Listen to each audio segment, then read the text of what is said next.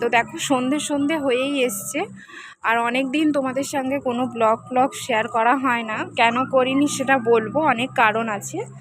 আর এই দেখো মাম্মামকে নিয়ে এসেছিলাম ছাদে খেলবো বলে, এই যে দেখো ও কত খুশি।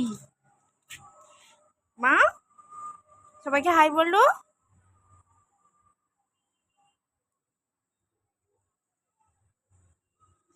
ওর হাসিটা দেখে তোমরা আসলে বুঝতেই পারলে ও তোমাদেরকে হাই বললো।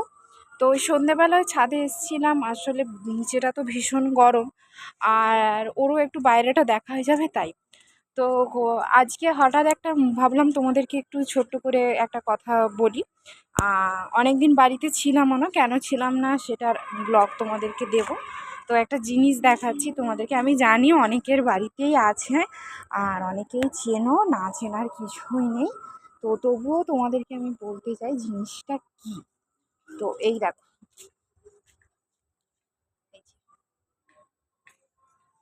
তো অনেকটাই বড় হয়ে গেছে, পেছনে দেখো গাছ ভর্তি আম হয়েছে, মানে প্রচুর প্রচুর আম হয়েছে।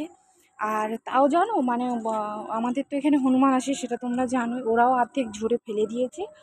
আর অর্ধেকগুলো যদিও বা আছে, বৃষ্টি ঝড়ে কতদিন টিকবে আমার ঠিক জানা নেই। তো এই যে, দেখো কত বড় বড় হয়েছে এখানে আছে।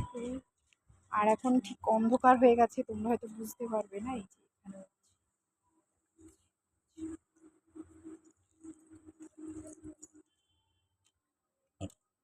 তো ভীষণ ভালো লাগছে, মানে আমগুলো আমি ভাবছি যত তাড়াতাড়ি বড় হবে সবগুলোকে পেরে নিয়ে আর আমি আচার বানিয়ে রেখে দেবো। তো আমিও খুশি, আমার মেয়েও খুশি।